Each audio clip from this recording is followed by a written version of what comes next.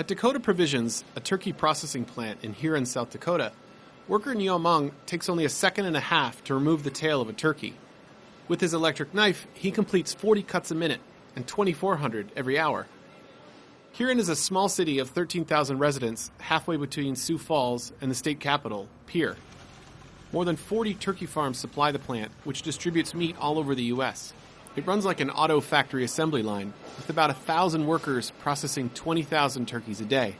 That adds up to 200 million pounds of turkey meat a year. And no one is faster with his blade than Niamong. He cuts tails off the turkeys with a wizard knife. Mark Smokey Houston is the company's human resources director. The foreman was saying that they've actually noticed when he's on vacation, the productivity levels go down, the yields go down. That's correct. On average, floor workers like Niamong make around $13 an hour. Since the plant opened in 2005, it's been a constant struggle to find and retain enough people from South Dakota willing to work in meatpacking. Immigrants help fill the gap. We're able to keep our turnover down to in the 15 to 20% a year range, which is 4 or 5 times less than the national average for the meatpacking plants. Like Niamong, most workers here are Karen, an ethnic minority from Myanmar, formerly known as Burma. Between 2005 and 2014, a U.S. resettlement program admitted 73,000 refugees from Myanmar, long governed by a military dictatorship until last year. Houston began recruiting the refugees in 2007 when, during a trip to St. Paul, Minnesota, a magnet for refugees from Myanmar, he met a small group of Karen people willing to move to Huron. 9 years later, through word of mouth and family ties, what started with 3 has expanded to more than 600 Karen workers. Without the Karen people, we probably would not be able to run the turkey plant. Why not? People just don't want to move to rural America. Local young people are going out to see the rest of the world. The Karen people have seen the rest of the world, and they've had enough of the rest of the world. The Karen come here for exactly the same reasons that our ancestors came here, and that's to be free. Niamong arrived here in 2012. Why did you decide to move to Huron as opposed to St. Paul or Indiana or another place in the United States? Why Huron? The reason that I chose Huron is because my relatives live here. One of my relatives or siblings, they arrived here before. But the Karen are only part of the story. Roughly 16% of the plant's workforce is from Latin America.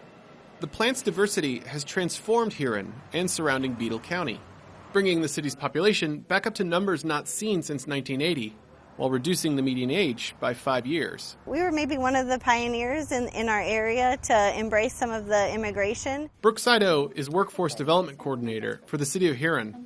We want to see South Dakota grow, and we're not seeing the traditional white, middle-class American come back to a rural place. It's just not happening, and so we're embracing whatever's coming our way, and versus trying to bar up and say, we can't help you. Let's say, okay, come here. How can we help you? With 46% of the K-12 students being of Asian or Latino descent, helping means expanding the school's English as a second language program and hiring a certified ESL instructor for every grade. They also added more plots to this community garden, believing the space would allow new and old residents to get to know one another. And the city also helps new arrivals with housing needs. With the help of Huron's James Valley Housing Group and the U.S. Department of Agriculture Rural Development Program, Niamong was able to buy this $137,000 4-bedroom house with no money down. You have decided to stay in Huron. Forever, always. The rest of my life I will not go to any other places. I don't know where else to go. I'll stay here. We've always been a working class community, and there's always been different groups of people that have come through and kind of lived and worked in the community. And with the Karen population, they fit in really well within our community. We have a huge family-based orientation. I mean, they're family-based, we're family-based. So it's been a good fit. Even though there were some minor culture clashes at first, Mark Houston tells a story about a Karen family raising a few eyebrows after they started laying fish out to dry in their neighbor's backyard. Saido says the town is more than willing to do what is needed to make immigrants feel welcome. If that means putting up another restaurant, or if that means changing the ESL program, or trying to help with community integration, that's what we're going to do. You guys are open for business. We're open for business, and that's what sets us apart from other communities.